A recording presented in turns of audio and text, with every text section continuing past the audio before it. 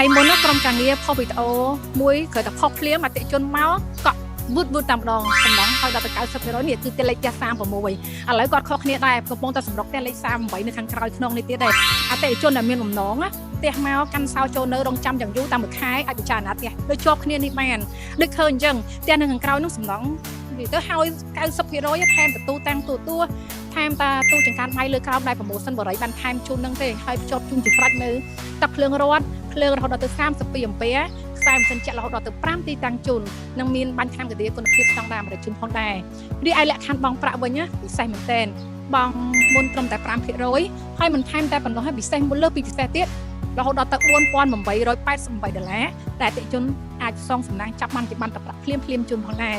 រីឯទីតាំងវិញប្រជុំជនខ្លាំងមែនទែននៅតំបន់នេះចេញទៅខាងក្រៅតែបន្តិចពីបរិយាឯងនៅចិត្តនឹងផ្សារលក្ខីតែម្ដងហើយនឹងផ្សាររត់គឺផ្សារព្រៃដែកហើយបើនិយាយពីតំបន់ដែលសាកលអនុពលដែលជម្រាបជូនទីដែលមានទីតាំងល្អនោះគឺត្រឹមតែ10នាទីទៅដល់ទីក្រុងកោះនរាហើយឆ្លងដល់កោះពេជ្រអត់មានអីឆ្ងាយទេមានចំណាប់អារម្មណ៍ដូចជាមានអមេរិកាអញ្ជើញខសួរឬក៏អញ្ជើញឆាត់សួរបានច្រើនអរគុណ